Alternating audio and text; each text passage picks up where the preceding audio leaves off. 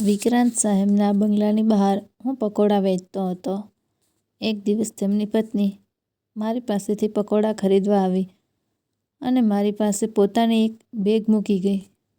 બોલી, "આ મારી અમાનત છે. હું જલ્દી જ આવીને તમારી પાસેથી લઈ જઈશ."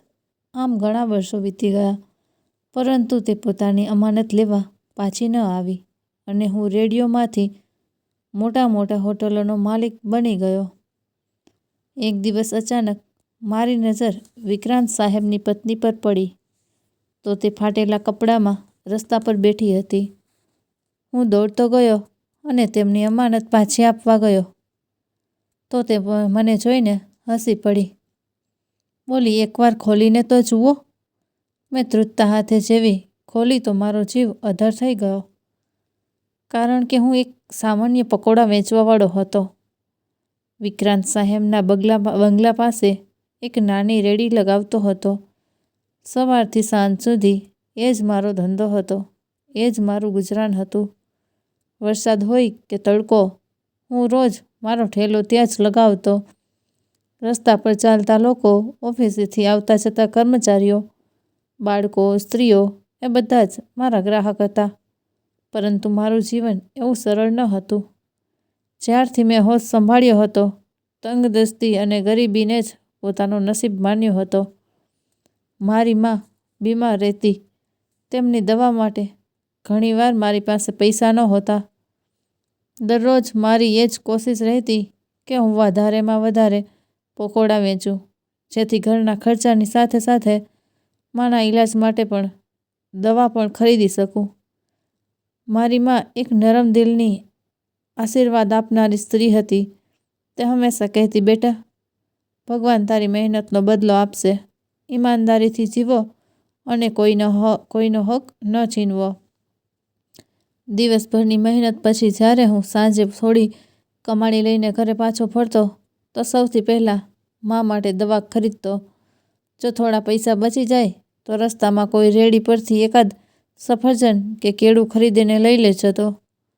જ્યારે હું તેમના માટે કંઈક લઈ જતો તો તેને મારા માથા પર હાથ મૂકતી અને મને આશીર્વાદ આપતી. "મારો દીકરો ખૂબ સારો છે. ભગવાન તારી કિસ્મતમાં ખુશીઓ લખે, તને ઇજ્જત આપે." આ આશીર્વાદ જ મારી સૌથી મોટી કમાણી હતી. એ દિવસે જ્યારે મારી તકદીર બદલાઈ મને યાદ છે. એ એક સામાન્ય દિવસ હતો, બસ એવો જ જેમ બીજા દિવસો હોય છે. હું તાજા પકોડા તળી રહ્યો હતો. ગરમા ગરમ ખુશ્બુ ચારે બાજુ ફેલાયેલી હતી. કેટલાક લોકો ઊભા રહીને ખરીદી રહ્યા હતા, કેટલાક આગળ નીકળી રહ્યા હતા, પરંતુ મારું ધ્યાન વધારે કરીને મારા તેલમાં ઉકળતા પકોડા પર હતું. અચાનક એક કિંમતી ગાડી મારી નજીક આવીને ઊભી રહી. મેં ચોંકીને જોયું.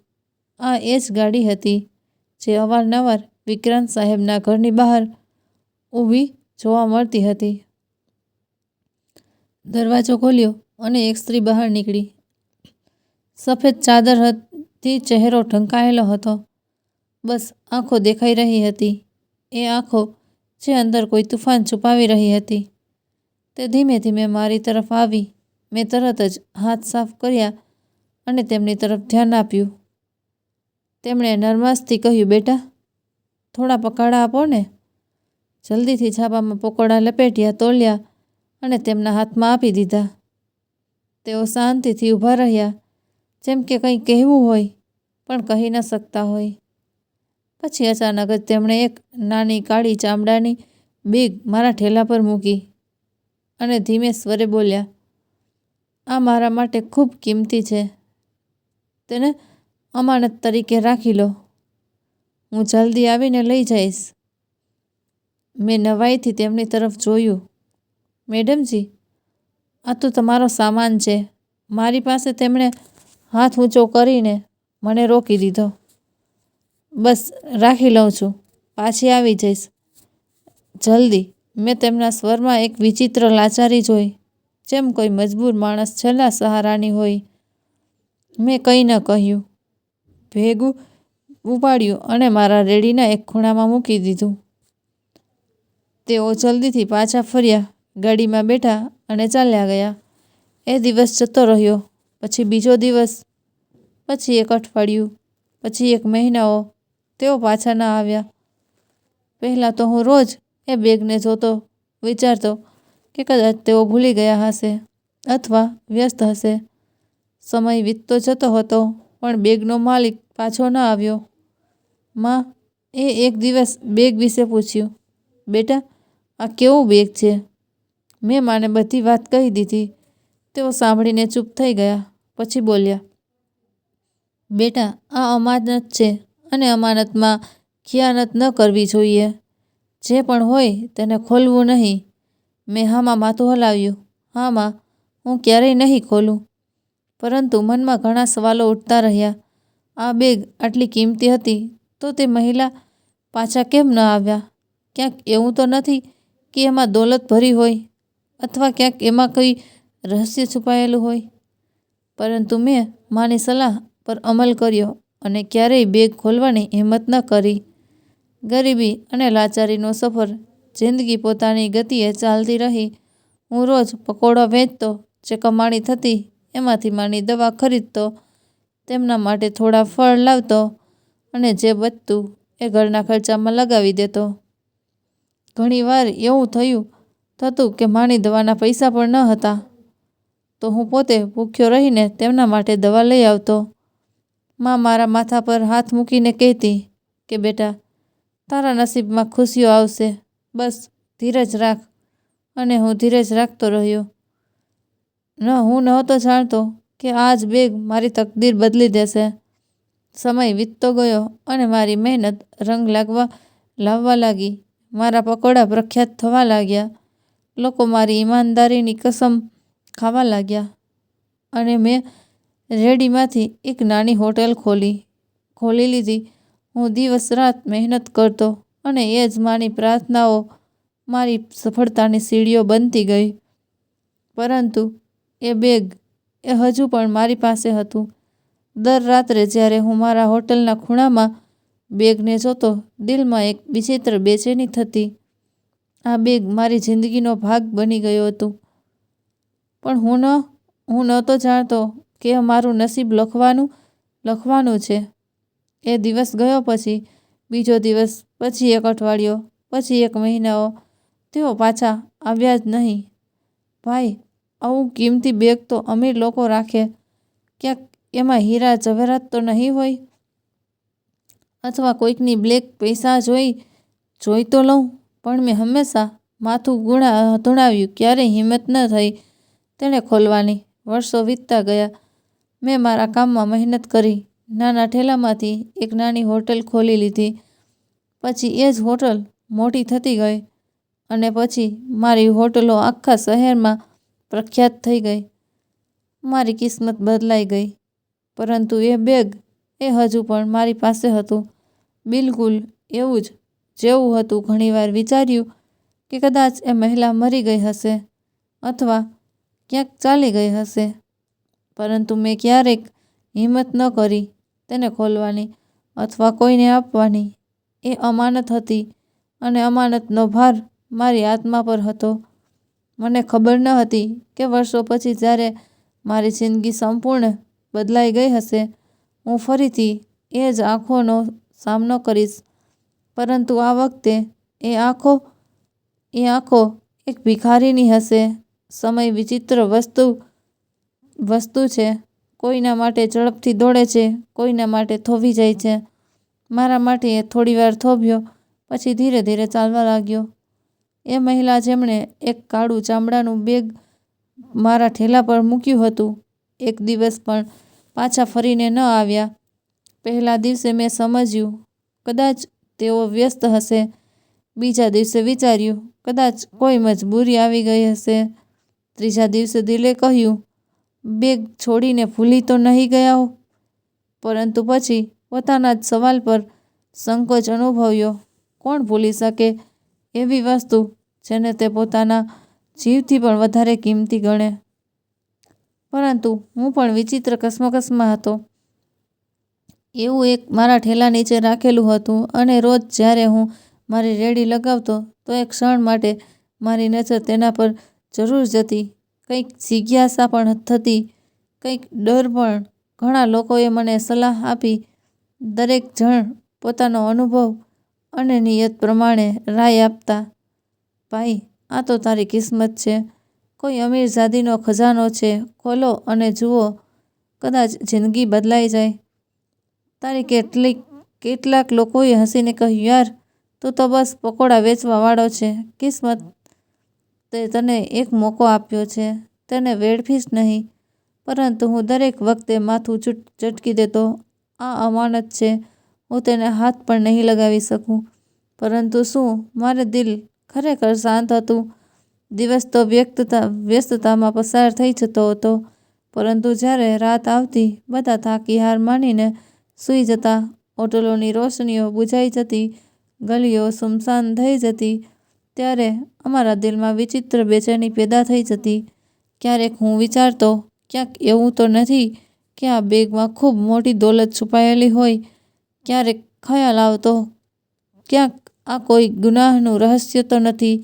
અને ક્યારેક જ્યારે દિલમાં ડર સડસડાટ કરવા લાગતો, હું ધ્રુજી જતો, ક્યાંક એવું ન થાય કે જો મેં તેને ખોલ્યું તો કોઈ આફત આવી જાય? મારા મગજમાં ઘણા સવાલો ગૂંજતા, પણ એક અવાજ દરેક વખતે મને રોકી દેતો, આ કોઈની અમાનત છે.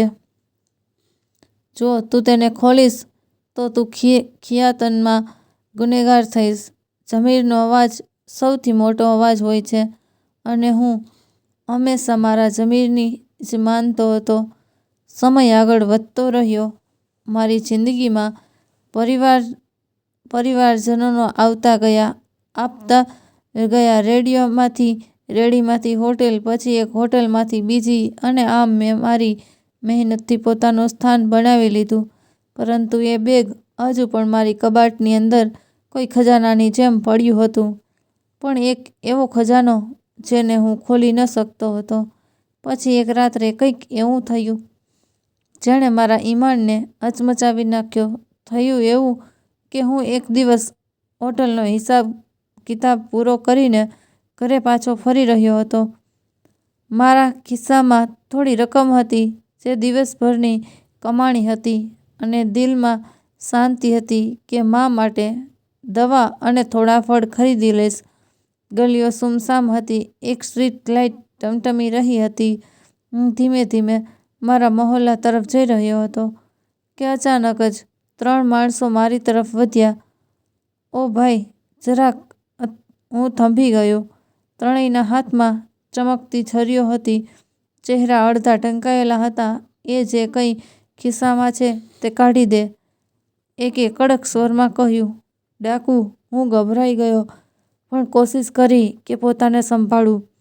ભાઈ, બસ થોડા પૈસા છે, મારી પાસે બીજું કંઈ જ નથી, એક કાંપતી અવાજે કહ્યું. પણ તેઓએ મને દબોચી લીધો.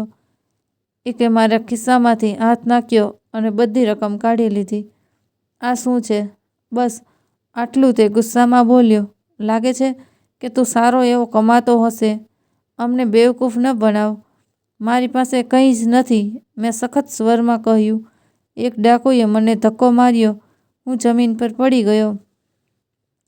મારા હાથ છોલાઈ ગયા, કપડા પર માટી લાગી ગઈ. ત્યારે જ અચાનક મને બેગ યાદ આવ્યું. જો હું એ બેગ મારી સાથે લાવી રહ્યો હોત, તો આજે આ લોકોને જાણે શું કરી દેત. કદાચ મને જીવથી પણ ખતમ કરી નાખત. આ વિચારીને મારા અંદર ડરની એક લહેર દોડી ગઈ, પણ સાથે એ જ વિશ્વાસ પણ પાકો થઈ ગયો કે મેં સાચો નિર્ણય કર્યો હતો. આ બેગ ખોલવાનું અથવા કોઈ બીજાને આપવું મારા માટે ખતરાથી ખાલી ન હતું. એ જ દરમિયાન એક તરફથી પોલીસની ગાડીનું સાયરન વાગોળ્યું. ડાકુઓ ગભરાઈ ગયા અને જલ્દીથી અંધારી ગલીઓમાં ભાગી ગયા. હું જમીન પર પડેલો હાંફી રહ્યો હતો. મારો શ્વાસ તેજ હતો, દિલ ધડકી રહ્યું હતું. મેં પોતાને સંભાળ્યો અને ધીમે ધીમે ઉઠ્યો. પોલીસની ગાડી આગળ વધીને ઊભી રહી. એક સિપાહી ઉતર્યો અને મારી તરફ આવ્યો. શું થયું ભાઈ, બધું ઠીક છે? મેં માથું હલાવ્યું. હા, પણ ડાકુઓ પૈસા લઈ ગયા. આ વિસ્તાર ત્યારે રાત્રે ખતરનાક થઈ જાય. સાવધાન રહેજો. મેં હામાં માથું હલાવ્યું અને જેમ તેમ કરીને ઘરે પહોંચ્યો. જ્યારે હું ઘરે પહોંચ્યો તો મા રાહ જોઈ રહ્યા હતા. મેં દરવાજો ખોલ્યો તો તેઓ ઝડપથી મારી પાસે આવ્યા. દીકરા, બધું ઠીક તો છે ને? મેં હસીને તેમને તસલ્લી આપી. હા મા, બધું બરાબર છે. બસ કેટલાક લોકો રસ્તામાં મળી ગયા હતા, પણ કોઈ મોટી વાત નથી થઈ. મા એ મારા ચહેરાને ધ્યાનથી જોયો, પછી મારા ઘાયલ હાથને જોયા. તેમની આંખો ભીની થઈ ગઈ. માને તો ખબર પણ ન હતી કે હું કઈ કસમકસમાંથી પસાર થઈ રહ્યો છું, પણ તેઓ હંમેશા એ જ આશીર્વાદ આપતા કે હું અમાનતમાં ખિયાનત ન કરું. એ રાત મારી જિંદગીનો એક પાઠ બની ગયો. હું સમજી ગયો કે કેટલીક વાર જે વસ્તુ આપણી પાસે આવે છે તે આપણા નસીબની પરીક્ષા પણ હોઈ શકે છે. આ બેગ કદાચ મારી તકદીર બદલી શકતું હતું, પણ જો મેં તેને ખોટી રીતે ખોલ્યું હોત તો કદાચ તે મારી બરબાદીનું કારણ પણ બની શકત. મેં તેને મારી કબાટમાં બધું ઊંડાઈમાં રાખી દીધું, જ્યાં કોઈની નજર ના પડે. સમય વીતતો ગયો. હું દિવસ રાત મહેનત કરતો રહ્યો. હોટલની પ્રગતિ થતી ગઈ. જિંદગીમાં ખુશહાલી આવતી ગઈ. પણ એ બેગ, એ હજુ પણ મારી પાસે હતું. બિલકુલ એવું હતું, સમયની ધૂળથી ઢંકાયેલું પણ સુરક્ષિત. મારા કર્મચારીઓ, મારા નજીકના દોસ્તો બધા હેરાન થતા, યાર આટલા વર્ષો થઈ ગયા, હવે તો એ મેડમ ક્યારેય નહીં આવે. છોડો, એ ખોલ્યો ને પણ હું ન માન્યો. એ એક ખામોશ રહસ્ય બની ગયું જેને ફક્ત હું જાણતો હતો. ઘણીવાર દિલમાં સવાલ ઉઠતો, શું એ મહિલા જીવતી હશે? ક્યાં એવું તો નથી કે તેઓ કોઈ દુર્ઘટનાનો શિકાર થઈ ગયા હોય? ક્યાંક તેમના પર કોઈ આફત તો નથી આવીને ગઈ ને? મેં ઘણીવાર વિક્રાંત સાહેબના ઘરની સામેથી પસાર થયો, પરંતુ એ જગ્યા પણ બદલાઈ ચૂકી હતી. મને ત્યાં નવા લોકો જોવા મળ્યા. ક્યારેય વિચાર્યું કે જઈને પૂછું, પરંતુ પછી રોકાઈ ગયો કે મારો હક ન હતો. એક દિવસ જ્યારે હું મારા દફતરમાં બેઠો હતો તો દિલમાં એક વિચિત્ર બેચેની પેદા થઈ. મેં મારા કબાટમાંથી એ બેગ કાઢ્યું, તેને ધ્યાનથી જોયું. એનું ચામડું હવે ક્યાંક ફાટી ગયું હતું. સમયની મારે તેને જૂનું કરી દીધું હતું, પરંતુ એ ક્યારેય હિંમત ન કરી તેને ખોલવાની. આ રહસ્ય મારું ન હતું. હું તેના પર હક નહોતો રાખતો. મેં પોતાને વચન આપ્યું કે હું મારા છેલ્લા શ્વાસ સુધી આ બેગને નહીં ખોલું, જ્યાં સુધી તેનો અસલી માલિક પોતે પાછો ન આવે. પરંતુ શું માલિક ક્યારે પાછો આવશે?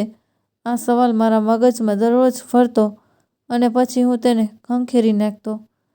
મારી પાસે હવે પૈસા હતા, ઇજ્જત હતી, શહેરમાં મારું નામ હતું. લોકો હવે મારી પકોડાવાળા નહીં, પરંતુ એક સફળ હોટલ ચેઇનનો માલિક કહેતા હતા. પરંતુ હું ભૂલી ના શક્યો કે દરેક સફળતા છતાં એ બેગ મારી જિંદગીનો સૌથી કિંમતી રહસ્ય હતો. પછી એક દિવસ, વર્ષો બાદ, અચાનક મારી નજર એ સ્ત્રી પર પડી. જિંદગીની વિચિત્ર રંગો હોય છે. કેટલી વાર તે આપણને એવા વળાંક પર લઈ જાય છે જ્યાં ભૂતકાળ અને વર્તમાન એકબીજાને સામે સામે ઊભા થઈ જાય છે. મેં ક્યારેય નહોતું વિચાર્યું કે વર્ષો બાદ એક દિવસ જ્યારે હું મારી એક હોટલના ઉદ્ઘાટન બાદ શહેરના મુખ્ય બજારમાંથી પસાર થઈ રહ્યો હતો, કોઈ તો મારી નજર અચાનક કોઈ એવા ચહેરા પર પડશે જેને હું કદાચ ક્યારેય નહીં ભૂલી શકું. આ એક સામાન્ય દિવસ હતો, પણ કિસ્મતે તેને અસામાન્ય બનાવી દીધો હતો. હું શહેરની મધ્યમાં મારી ગાડીમાં બેઠો હતો. સિગ્નલ પર ઊભો હતો. રસ્તા પર ગાડીઓનો શોર, દુકાનદારોના અવાજો અને ફેરીવાળાઓનો પોકારવાનો અવાજ નિયમ મુજબ ગુંજી રહ્યા હતા. હું આજે ખૂબ ખુશ હતો. જિંદગીએ મને ક્યાંથી ક્યાં પહોંચાડી દીધો હતો. મેં મહેનત કરી, ઇજ્જત કમાણી, ફરી ગરીબીની હરાવી અને આજે શહેરની મોટી હોટલમાંથી એકનું ઉદ્ઘાટન કરીને પાછો આવી રહ્યો હતો. પણ મને શું ખબર હતી કે આ દિવસ મારા અંદરના શાંતિને હંમેશા માટે વેરવિખેર કરી રહે છે. એક ક્ષણ જ્યારે બધું થંભી ગયું, ગાડીમાં બેઠા બેઠા હું આસપાસનું નિરીક્ષણ કરી રહ્યો હતો કે અચાનક મારી નજર રસ્તાના કિનારે બેઠેલી એક સ્ત્રી પર જઈ ઠરી. મારા હાથ સ્ટીયરિંગ પર સખ્તાઈથી જામી ગયા. ફાટેલા જૂના કપડાં, ધૂળથી ખરડાયેલા વાળ, કરચલીઓથી ભરેલો ચહેરો અને એ જ આંખો જે મેં વર્ષો પહેલાં મારા રેડી પાસે ઊભેલી જોઈ હતી. આ વિક્રાંત સાહેબના પત્ની હતા. હું શ્વાસ લેવાનું ભૂલી ગયો. આ એ સ્ત્રી હતી જે ક્યારેક મોંઘા પોશાકમાં કિંમતી ઝવેરાતોથી સજેલી, ખુશ્બુઓમાં લપટાયેલી રહેતી હતી, જેના માથા પર ક્યારેય પરેશાનીની એક કરચલી પણ ન હતી. આવી આજે એ જ સ્ત્રી ઉઘાડા પગે મેલી ચાદરમાં લપેટાયેલી ધૂળવાળા ચહેરા સાથે રસ્તા પર બેઠી હતી. તેમની નજર વગેરે હેતુ ખાલી જગ્યાઓનો ઘૂર રહી હતી, જેમ કે તે પોતાની ઓળખ આપવાની કોશિશ કરી રહી હોય. હું સ્તબ્ધ થઈ ગયો, જેમ મારી આંખો સામે કોઈ ભયાનક સપનું ચાલી રહ્યું હોય. આ કેવી રીતે શક્ય હતું? એ અહીં આ હાલતમાં કેમ બેઠી હતી? વિક્રાંત સાહેબે તેની સાથે શું કર્યું? શું તે ખરેખર જીવતી હતી કે માત્ર એક શ્વાસ લેતી લાશ? મારી આંખો સામે આ એક ક્ષણ ઘૂમી ગયો જ્યારે વર્ષો પહેલાં તેણે એક કાળું ચામડાનું બેગ મારા હવાલે કર્યું હતું અને કહ્યું હતું કે આ ખૂબ કિંમતી છે, તેને સાચવીને રાખજો. હું જલ્દી પાછી આવીશ. પણ તેઓ ક્યારેય પાછા ના આવ્યા અને આજે જ્યારે તેઓ પાછા મળ્યા તો આવી હાલતમાં એક એવી ચીજ જે સંભળાઈ નહીં. મારા કાનમાં કેટલાક અવાજો ગુંજવા લાગ્યા. આ આસપાસના લોકોની વાતો ન હતી, પરંતુ મારા અંદર ક્યાંક કંઈક ચીસ પાડી રહ્યું હતું. તે સાચું કર્યું. વર્ષો સુધી તું એ બેગની હિફાજત કરતો રહ્યો, પણ તેની હિફાજતમાં ન કરી જે તેનો અસલી માલિક હતો. શું તે કોશિશ કરી? શું તે તેને શોધ્યો? કે તો બસ એ ઇંતજારમાં રહ્યો કે એક દિવસ તે પોતે આવીને કહેશે કે બેટા, મારી અમાનત પાછી આપી દે? મારા અંદર એક તોફાન ઉઠી રહ્યું હતું. મારા પોતાના જમીરની ચીસો મને હચમચાવી રહી હતી. આ એ જ ક્ષણે મને મારી માની છેલ્લી રાત યાદ આવી. એ રાત જ્યારે તેઓ ખૂબ કમજોર થઈ ગયા હતા. જ્યારે હું તેમનો હાથ પકડીને બેઠો હતો, તેમણે ઘણી મુશ્કેલીથી મારી તરફ જોઈ અને કહ્યું, દીકરા, યાદ રાખજો, બધું બદલાઈ શકે છે, પરંતુ સાચું નહીં બદલાય. જો કોઈની મદદ કરી શકો તો જરૂર કરજો, ભલે સમય ગમે તેટલો બદલાઈ જાય. એ રાત ક્યારેય નહીં ભૂલી શકું, કારણ કે એ રાત પછી હું માના આશીર્વાદથી વંચિત થઈ ગયો હતો. અને આજે હું વિક્રાંત સાહેબના પત્નીને આ હાલતમાં જોઈને પોતાને પણ વંચિત મહેસૂસ કરી રહ્યો હતો. બેચેનીથી દરવાજો ખોલ્યો. ગાડીઓના હોર્ન વાગવા લાગ્યા. સિગ્નલ લીલું થઈ ગયું હતું, પણ હું જેમ એક ક્ષણમાં કેદ થઈ ગયો હતો. મારા જમીરે મને મજબૂર કરી દીધો હતો. મેં એક ક્ષણ પર વેડફ્યા વગર ગાડીનો દરવાજો ખોલ્યો અને ઝડપથી તેમની તરફ વધ્યો. મારું દિલ જોર-જોરથી ધબકી રહ્યું હતું. આ એ જ મહિલા હતા, પણ સમયે તેમના ચહેરા પર જે કહાની લખી હતી તે ખૂબ દર્દનાક હતી. તેઓ કેવી રીતે અહીં આવી ગયા? મને મારી આંખો પર વિશ્વાસ ન આવ્યો. તેઓ જે ક્યારેક કિંમતી ગાડીઓમાં ફરતા હતા, તેઓ જે કોઈ જમાનામાં નરમ અને નાજુક કપડામાં સજ્જ થતા હતા, આજે એ જ સ્ત્રી એક ભિખારીની જેમ જમીન પર બેઠી હતી. તેઓ લોકો તરફ વિનંતીભરી નજરોથી જોઈ રહી હતી, પણ કોઈ તેમને ઓળખવા તૈયાર ન હતું. મારા હાથ ધ્રુજવા લાગ્યા. દિલમાં હજારો સવાલ ઉઠવા લાગ્યા હતા. આ શું થઈ ગયું? તેઓ ક્યાં ગાયબ થઈ ગયા હતા? શું વિક્રાંત સાહેબે તેમને છોડી દીધા હતા કે કોઈ બીજી મુશ્કેલીઓ તેમના પર તૂટી પડી હતી? મારા મગજમાં વર્ષો જૂની વાતો તાજી થઈ ગઈ. એ ક્ષણ જ્યારે તેમણે એ બેગ મારી પાસે રાખ્યું હતું, તેમની એ ગભરાયેલી અવાજ, તેમની આંખોમાં છુપાયેલી લાચારી. હું દોડીને તેમની પાસે ગયો. સિગ્નલ ખુલી ગયું હતું, પણ મેં એક ક્ષણ પણ વેડફ્યા વગર જ દરવાજો ખોલ્યો અને ઝડપથી તેમની પાસે પહોંચ્યો. મેડમજી, મેં તેમની સામે ઘૂંટણ ટેકવી દીધા, જેમ કોઈ ખોવાયેલા સજ્જનને પાછું મેળવ્યું હોય.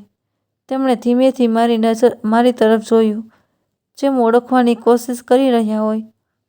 પછી તેમની આંખોમાં એક ચમક ઉભરી, જેમાં સમયના પડદા હટી ગયા હોય. તેમના હોઠ કંપી રહ્યા હતા.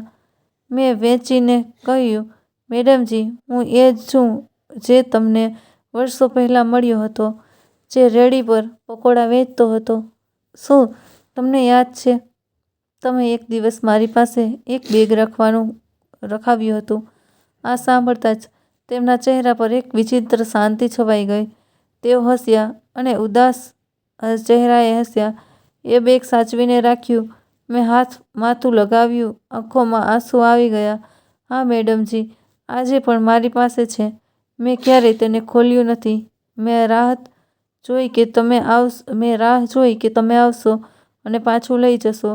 તેઓ ધીમે ધીમે બોલ્યા, એમ દરેક શબ્દ આજે કોઈ જૂની યાદ કાં છલકાર્યો હોય.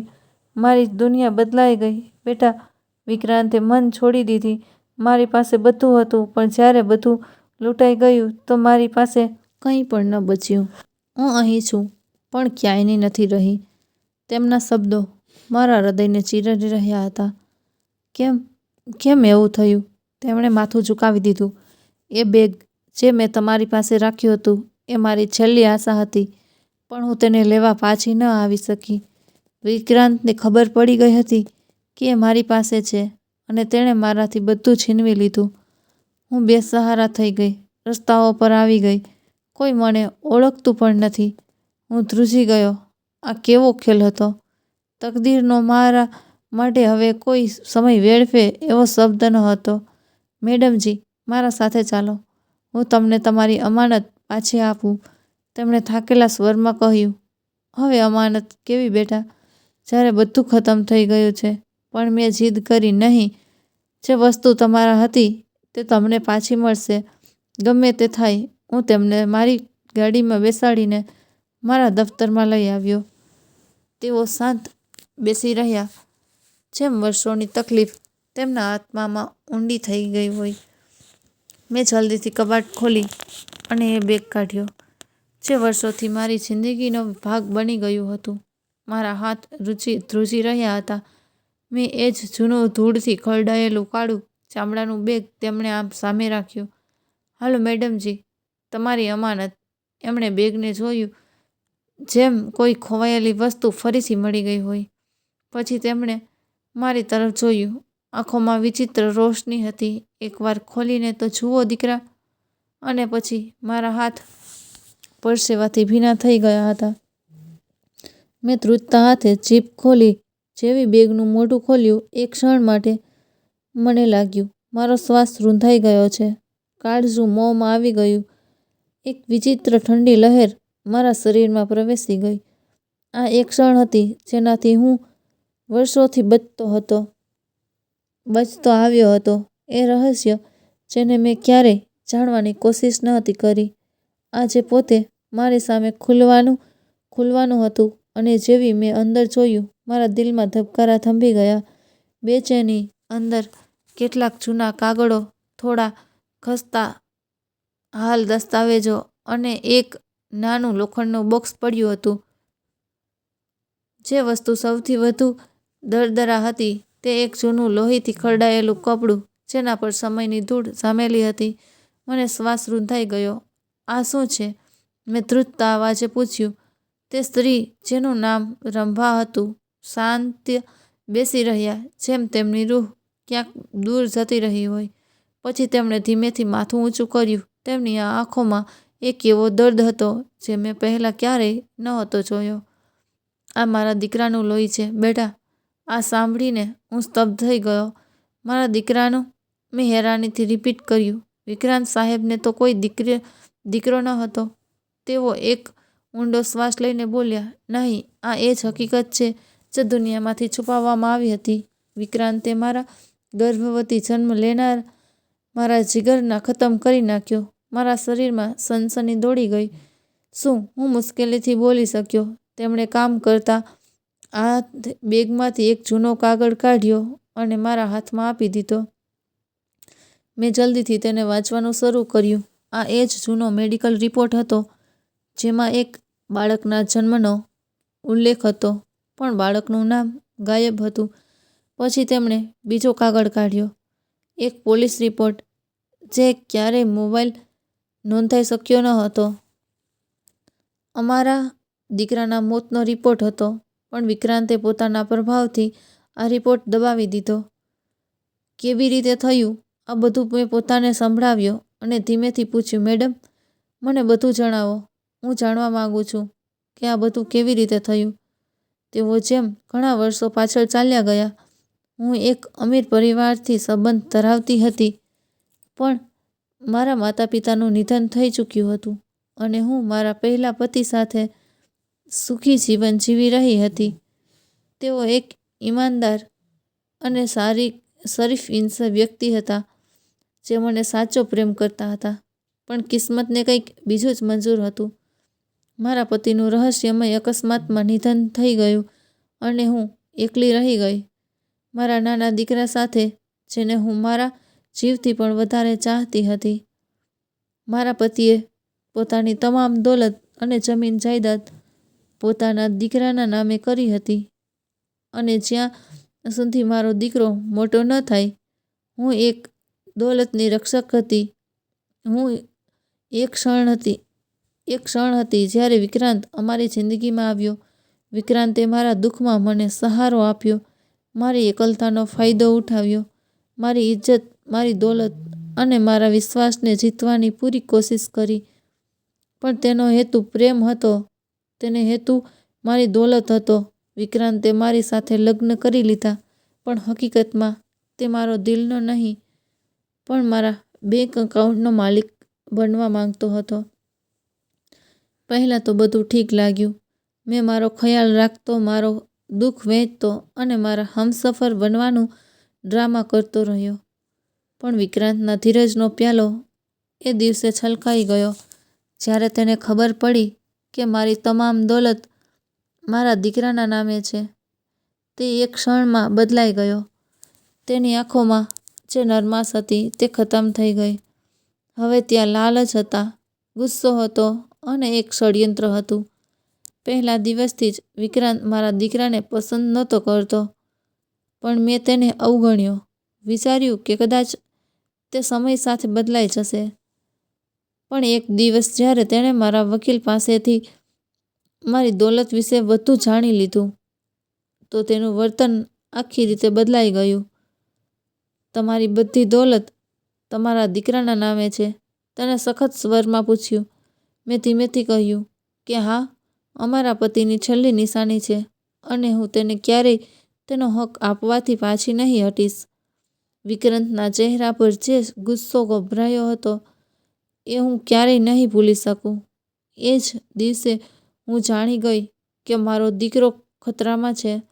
જ્યારે મારું બાળક છીનવી લેવામાં આવ્યો, એક રાત્ર હું મારા દીકરા સાથે બેઠી હતી.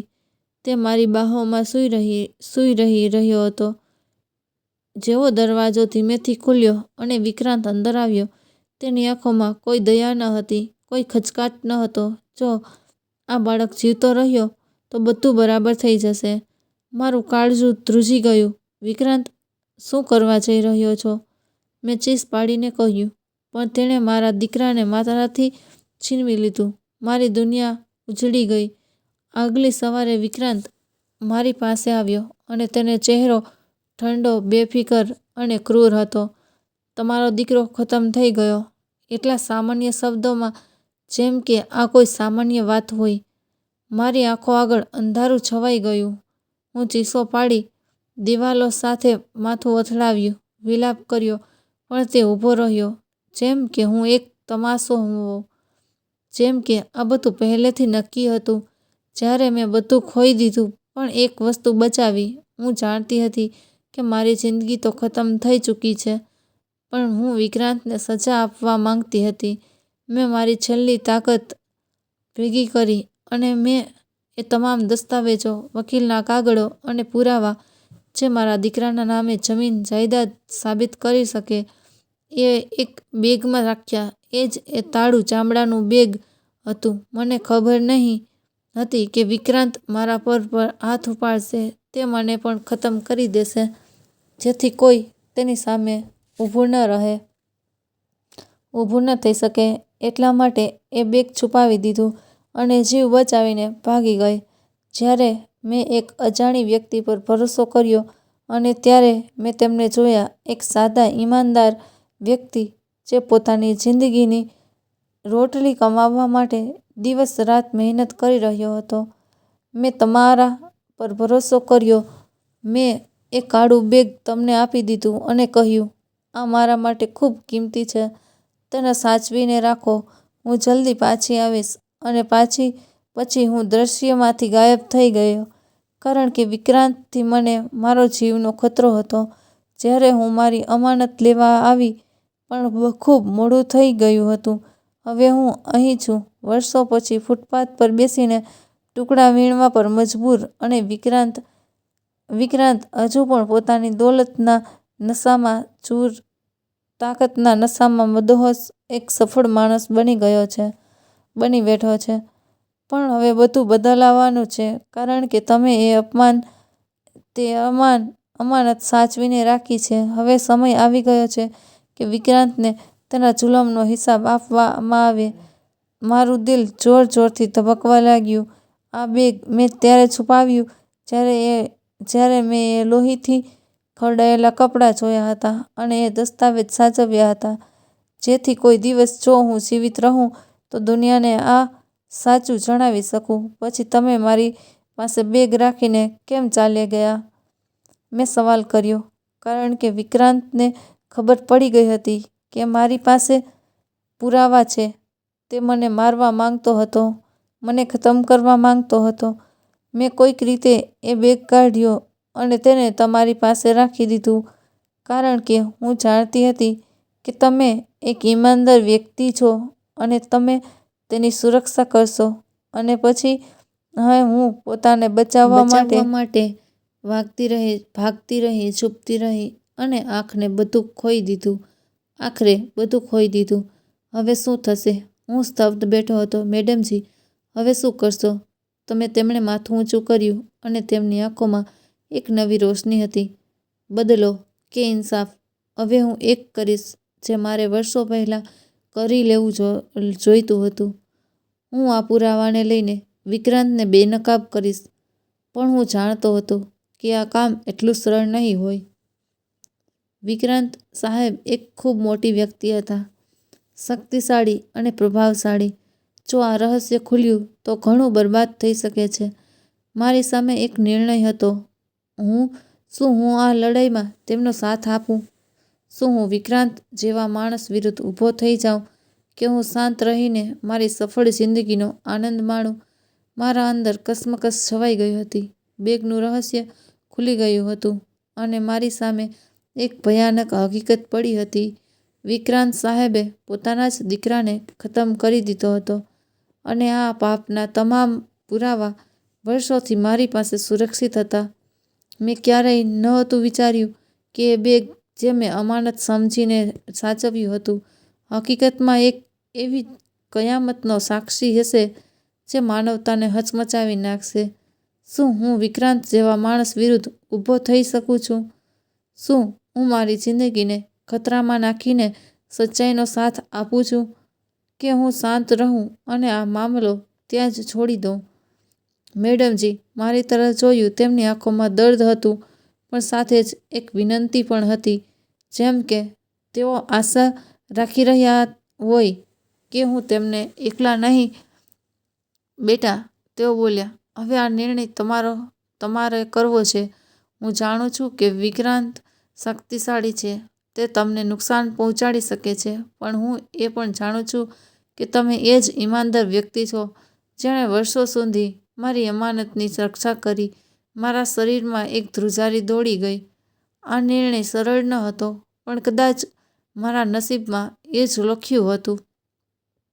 વિક્રાંત સાહેબ માત્ર એક કારોબારી વ્યક્તિ ન હતા, તેઓ એક એવા માણસ હતા જેમના પાછળ રાજનેતાઓ, પોલીસ અને ઘણી શક્તિશાળી લોકો ઊભા હતા. તેમની વિરુદ્ધ કોઈ પગલું ઉઠાવવું પોતાને ખતરામાં નાખવા બરાબર હતું. મેડમજી, જો આપણે આ રહસ્ય જાહેર કરી દીધું તો વિક્રાંત આપણને ખતમ કરવામાં એક ક્ષણ પણ નહીં લગાવે. તેમણે ઊંડો શ્વાસ લીધો. હું જાણું છું, પણ શું આ ઢોર આપણને સચ્ચાઈ સામે લાવવાની રોકી શકે છે? જો હું આ બધું સહન કરી શકું છું, તો તમે કેમ નહીં? મારી પાસે કોઈ જવાબ ન હતો. મેં જિંદગીમાં ઘણી મુશ્કેલીઓ જોઈ હતી, ગરીબી જોઈ હતી, લોકોની દગાબાજી જોઈ હતી, પણ આજે જે કશમકશ મારા દિલમાં હતી, સૌથી મોટી હતી. શું મારી સફળતા, મારી ઇજ્જત, મારી જિંદગી દાવ પર લગાવી શકું? હું ચૂપ હતો અને તેઓ મને જોઈ રહ્યા હતા, જે મારા અંદરના તોફાનને વાંચી રહ્યા હોય. બેટા, તમે જે પણ નિર્ણય કરો, હું તમારે સાથ આપીશ, પણ યાદ રાખજો, કેટલીક વાર ચૂપ રહેવું સૌથી મોટી ગદ્દારી હોય છે. આ વાક્ય મારા દિલમાં તીરની જેમ લાગ્યું. એ રાત્રે હું સૂઈ ન શક્યો. મારા મગજમાં વારંવાર એક ક્ષણ આવી રહી હતી, જ્યારે રંભાએ મારા હાથમાં એ લોહીથી ખરડાયેલું કપડું રાખ્યું હતું. જ્યારે મેં એ દસ્તાવેજો જોયા હતા, મેં જે વિક્રાંતના જુલમની ગવાહી આપી રહ્યા હતા, મેં મારા ભૂતકાળને યાદ કર્યો.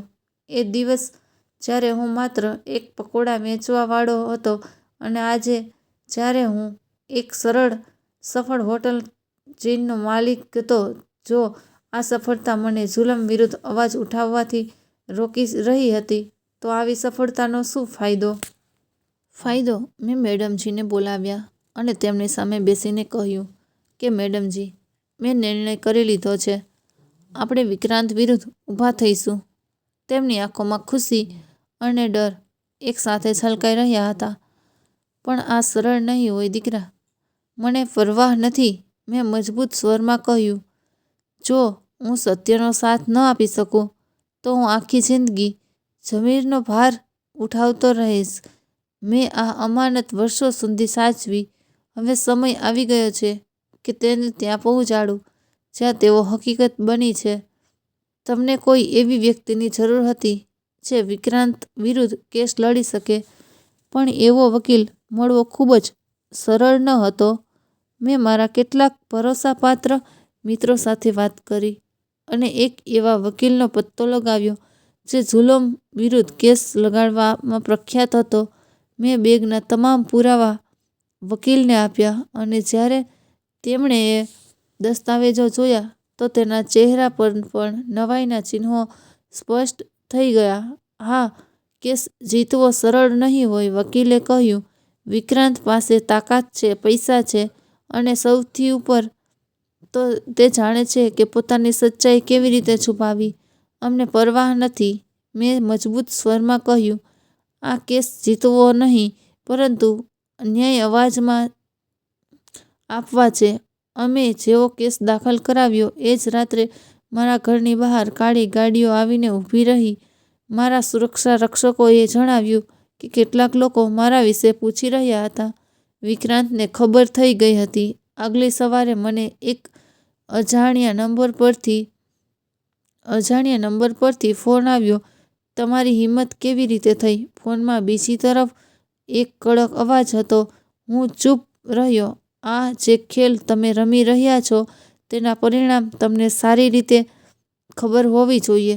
પૈસા જોઈએ? જણાવો. કેટલી રકમમાં તમે આ કેસ પાછો લેશો?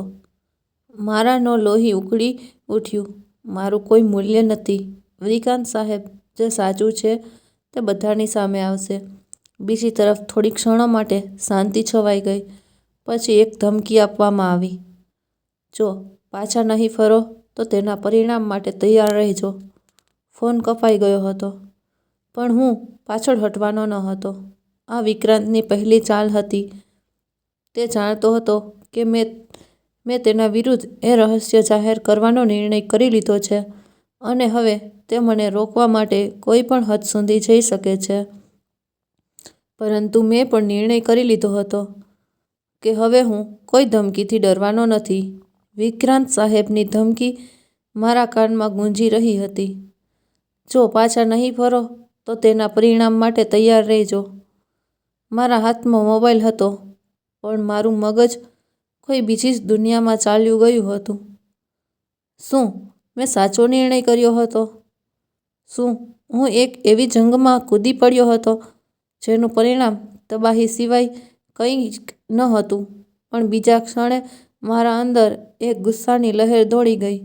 આ એ જ ડર હતો જેના કારણે જુલુમ કરનાર શક્તિશાળી બની જાય છે અને પીડિતો આખી જિંદગી સહન કરીને પસાર કરે છે.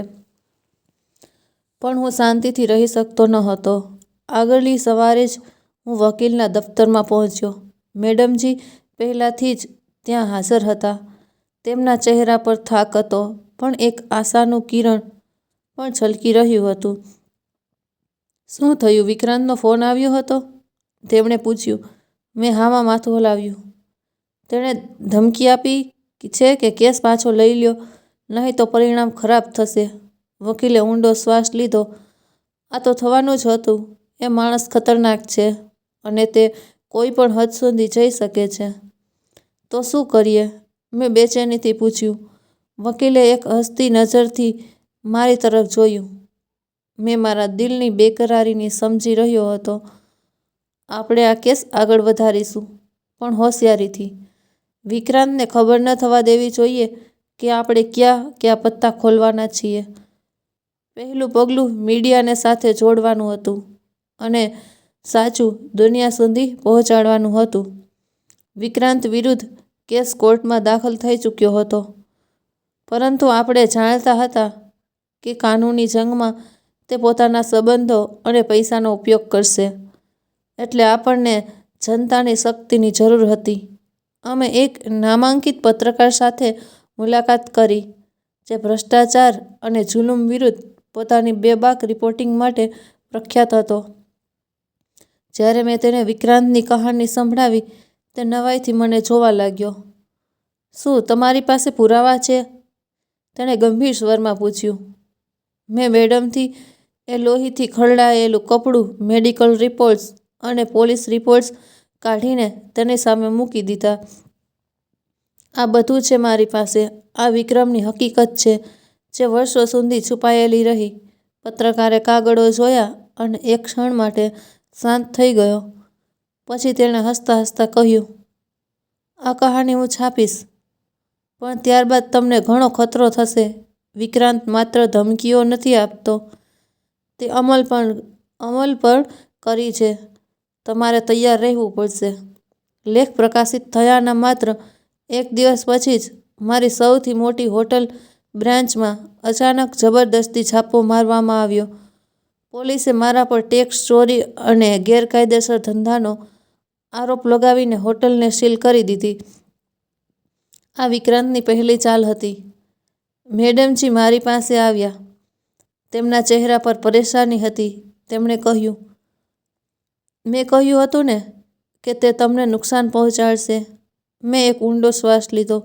મેડમજી, હું જાણતો હતો કે આવું થશે, પણ આપણે પાછા નહીં હટી શકતા. વકીલે અમને તરત જ કોર્ટમાં અરજી કરવાની સલાહ આપી અને અમે વિક્રાંત વિરુદ્ધ વધુ પુરાવા કોર્ટમાં જમા કરાવ્યા. અમે માત્ર કોર્ટમાં જ નહીં, સોશિયલ મીડિયા પર પણ સચ્ચાઈ ફેલાવવાનું શરૂ કર્યું. ન્યાય આપો, એક્સપોઝ વિક્રાંત, આ હેશટેગ વાયરલ થવા લાગ્યા અને લોકો વિક્રાંત વિરુદ્ધ સવાલો ઉઠાવવા લાગ્યા. વિક્રાંતનો બીજો વાર. એક રાત્રે જ્યારે હું મારા દફતરમાં બેઠો હતો, અચાનક મારો ફોન રણક્યો. નંબર અજાણ્યો હતો. સાંભળો પકોડાવાળા, તમે જેટલા આગળ વધશો, તમારી તબાહી એટલી જ મોટી થશે. તમારે જે કરવાનું હતું તે કરી લીધું. હવે આ છેલ્લી ચેતવણી છે. કેસ પાછો લઈ લો, નહીં તો ન તમે રહેશો ન તો મારું સત્ય. મેં ફોન બંધ કરી દીધો, પણ મારું દિલ ઝડપથી ધબકવા લાગ્યું. આ માત્ર ધમકી ન હતી, આ યુદ્ધની ઘોષણા હતી. આગલી સબ જ્યારે હું મારા હોટલની બહાર ઊભો હતો ત્યારે એક કાળા રંગની કાર મારી નજીકથી પસાર થઈ અને અચાનક લડાઈ શરૂ થઈ ગઈ. ગોળીઓ મારા માથા પાસેથી પસાર થઈ ગઈ.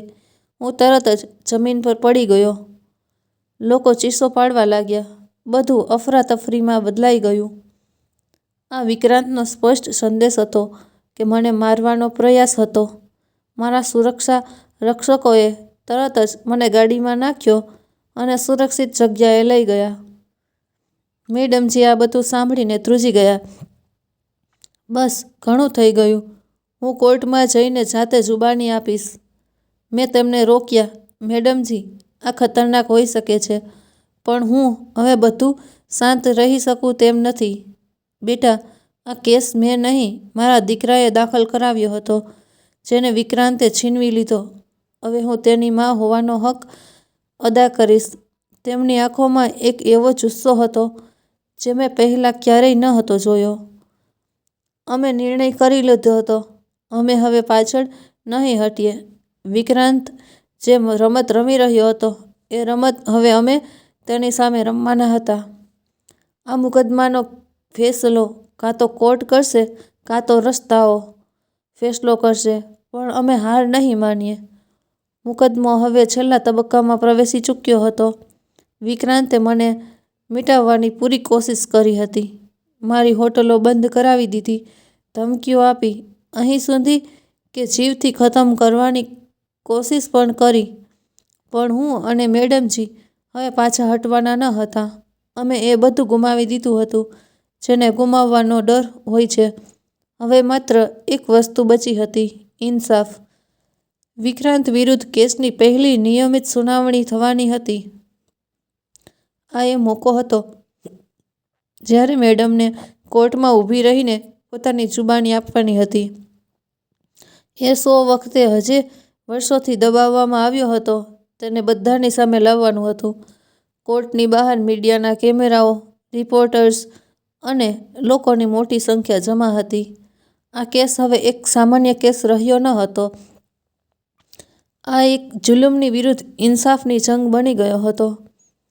જ્યારે જજ સાહેબે સભાજીને મેડમજીને જુબાની માટે બોલાવ્યા તો મેં જોયું કે તેમના પગ થોડા લથડી રહ્યા હતા, પણ આંખોમાં તે જે દ્રઢ સંકલ્પ હતો તે કોઈ પહાડથી ઓછો ન હતો. જ્યારે સચ્ચાઈને ઇન્સાફ મળ્યો, વકીલે સવાલ કર્યો, બ્રહ્માજી, શું તમે કોર્ટને જણાવી શકો છો કે તમારા દીકરા સાથે શું થયું હતું? બ્રહ્માજીએ એક ક્ષણ માટે શાંતિ જણાવી. તેમના હાથ ધ્રુજી રહ્યા હતા, પણ આંખોમાં એક દ્રઢ સંકલ્પ હતો. તેમણે વિક્રાંત તરફ જોયું, એ જ વિક્રાંત જે હંમેશા એક શક્તિશાળી અને બેખૌફ દેખાતો હતો, આજે પહેલી વાર બેચેન લાગી રહ્યો હતો. પછી રમાજીએ સવાલ સાચું બોલી દીધું કે વર્ષોથી દબાવવામાં આવી રહ્યો હતો. મારો દીકરો નાનો હતો જ્યારે વિક્રાંત સાથે મેં બીજા લગ્ન કર્યા હતા. એક દિવસ મારો બાળક મારી ગોદમાં સૂઈ રહ્યો હતો જ્યારે આ જાલિમ તેને મારાથી છીનવી ગયો અને તેને ખતમ કરી નાખ્યો, કારણ કે તે ન હતો ઈચ્છતો કે મારી દોલત તેના હાથમાંથી નીકળીને કોઈ બીજા પાસે ચાલી જાય. કોર્ટમાં એક ક્ષણ માટે સન્નાટો છવાઈ ગયો. શું તમારી પાસે તેનો કોઈ પુરાવો છે? જજે ગંભીરતાથી પૂછ્યું. રમાજીએ એક ક્ષણ માટે મારી તરફ જોયું. મેં આગળ વધીને એક કાળું ચામડાનું બેગ રજૂ કર્યું જેને મેં વર્ષોથી સાચવીને રાખ્યું હતું. આ છે જ સાહેબ, આ એ તમામ દસ્તાવેજો છે જે મારા પહેલા પતિએ તૈયાર કરી રાખ્યા હતા. એ કાનૂની કાગળો જેમાં સ્પષ્ટ લખ્યું હતું કે મારી દોલતનું અસલ વારસદાર મારો દીકરો છે, ન કે વિક્રાંત. આ એ બધા કાગળો છે જેને વિક્રાંતે મારાથી છીનવી લેવાની અને સળગાવવાની કોશિશ કરી હતી, પણ હું તેમને બચાવીને લઈ આવી. કોર્ટમાં ગડગડાટ થવા લાગ્યો. વિક્રાંતના વકીલે તરત જ વાંધો ઉઠાવ્યો. આ જૂઠ છે.